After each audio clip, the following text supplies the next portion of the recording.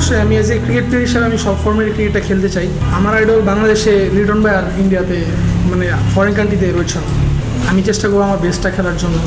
আমি চেষ্টা করবো আমি যাতে টপ ব্যাটসম্যানের মধ্যে থাকি, 5 জনের মধ্যে থাকি, চেষ্টাটা করবো ইনশাআল্লাহ। সিলেক্টর যদি মনে করে যে আমি ক্যাপেবল এখন, তাহলে এখন, আর যদি ক্যাপেবল মনে করেন এখন না পড়ে তখন পড়ে, আমার হাতে আছে আমি পারফরমেন্স করবো। আমি ওভাবে নিজেকে গ্রো আপ করতেছি ইন্টারন্যাশনাল, যাতে যে আমি যদি ভালো খেলতে পারি ওইগুলো নিয়ে আমার সোহেল স্যার কাজ করতেছি।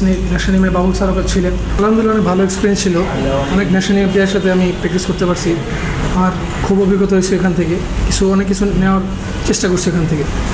এজ লেভেল কিংবা এইচপির সাথে ন্যাশনাল টিমের পার্থক্যটা কোন জায়গায়? হ্যাঁ, ন্যাশনাল টিমের পার্থক্য অনেক রকম। ইন্টারন্যাশনাল খেলা, ওদিকে সব ইন্টারন্যাশনাল প্লেয়ার ছিল, বড় বড় প্লেয়ার ছিল। আমাদের মাইন্ডসেটগুলো এজ লেভেল বা এইচপি থেকে অনেক ডিফারেন্ট। ওদিকে স্কিলও ভালো থাকতে হবে, মেন্টাল গেমটাও হচ্ছে মেন, অনেক কিছু শেখার ছিল এখানে। প্রথম যখন ন্যাশনাল প্রথম দিন যখন ক্যাম্প করেছেন তখন কি একটু নার্ভাস লেগেছিল কিনা?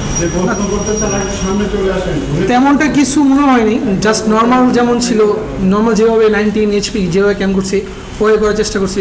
বিকজ আমরা সবার সাথেই খেলা হয়েছে, এইচপিতে খেলছি, ঢাকা প্রিমিয়ার লিগে খেলছি, সবাই পরিচিত ছিল, যার কারণে অত নার্ভাস ফিল হয়নি। অনেকে বলে যে আমরা ব্যাটিংটা হচ্ছে রোহিত শর্মার মতো, আপনি নিজে কখনো সেটা ফিল করেন? না, ওনার ব্যাটিং ওনার মতন, আমার ব্যাটিং আমার মতন। আমি যেভাবে ছোটো থেকে গ্রো আপ হয়েছি ওইভাবে আমি ব্যাটিং করার চেষ্টা করি। সবাই বলে, বাট আমি চেষ্টা করি আমার মতন ব্যাটিং করার জন্য।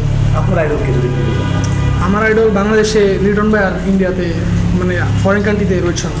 অবশ্যই আমি এজ এ ক্রিকেট প্লেয়ার হিসাবে আমি সব ফর্মের ক্রিকেটটা খেলতে চাই, যে স্পেসিফিকভাবে কোনো কিছু নেই, যেহেতু ছোটোবেলা থেকে ওইভাবে প্র্যাকটিস করে আসছি, যার কারণে সবাই বলে ন্যাচারাল লিডার। গত বছর একটা বিপিএল দলের সঙ্গে ছিলেন, সেটা নিশ্চয়ই আপনার জন্য যুবদল থেকে যেহেতু মানে চিরাঙের দলে ছিলেন, আপনার জন্য বড় একটা এক্সপিরিয়েন্স হয়েছে। এবছর মানে টিমের সুযোগ পেলে আসলে আপনার প্রত্যাশা থাকে আপনি কি বলবেন? যেহেতু বাংলাদেশে এটা অনেক একটা বড় একটা ফ্রাঞ্চাইজি লিগের মধ্যে একটা, আমি চেষ্টা করবো আমার বেস্টটা খেলার জন্য। আমি চেষ্টা করবো আমি যাতে টপ ব্যাটসম্যানের মধ্যে থাকি, 5 জনের মধ্যে থাকি, চেষ্টাটা করবো ইনশাআল্লাহ। দিশান, আপনি এইচপির সঙ্গে ট্যুর করে আসলেন, তারপরে এখন ন্যাশনাল টিমের ক্যাম্প করছেন, এখন ন্যাশনাল টিমে ঢুকেন নাই, কিন্তু মানে আপনাকে ঘিরে প্রত্যাশাটা অনেক বেশি ইতিমধ্যে তৈরি হয়ে গেছে। এই প্রত্যাশাটাকে আপনি কীভাবে দেখেন, আর মানে এইটা হ্যান্ডেল করার জন্য বা করার জন্য আপনার না, আমি ওভাবে নিজেকে গ্রো আপ করতেছি ইন্টারন্যাশনাল, যাতে যে আমি যদি ভালো খেলতে পারি ওইগুলো নিয়ে আমার সোহেল স্যার কাজ করতেছেন, ন্যাশনাল টিমে বাবুল স্যারও ছিলেন, ওইসব নিয়ে কাজ করতেছেন, যেগুলো আমার ইন্টারন্যাশনালে মানে কোনগুলো ভালো হবে, যেটা ভুল ছিল ওগুলো আমি কাজ করতেছি, যাতে ইন্টারন্যাশনালকে ভালো খেলতে পারি। অনেকে ধরছিল আপনাদের ইন্ডিয়া সিরিজের যে দলে থাকবেন, আপনাকে ওয়েট করতে প্রস্তুত, মানে আপনি নিজে মনে করেন যে আপনার জন্য সময়টা এসেছে এখন, নাকি আরও কিছুদিন ওয়েট করে আপনি ন্যাশনাল টিমে আসতেছেন, আপনি নিজে কি ফিল করেন? না, এটা তো আমার কাছে না, আমার হাতে আছে পারফরমেন্স করা, এটা সিলেক্টররা ভালো বুঝবেন। সিলেক্টর যদি মনে করে যে আমি ক্যাপেবল এখন, তাহলে এখন, আর যদি ক্যাপেবল মনে করেন এখন না পড়ে তখন পড়ে, আমার হাতে আছে আমি পারফরমেন্স করবো। আপনি নিজে কি ফিল করেন যে ন্যাশনাল টিমে কিন্তু আপনি রেডি, আপনি নিজের পার্সোনাল?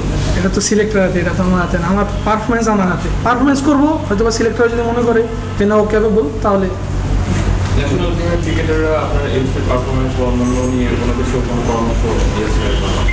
সবাই ভালো বলছে, এটা ক্যারি করতে বলছে।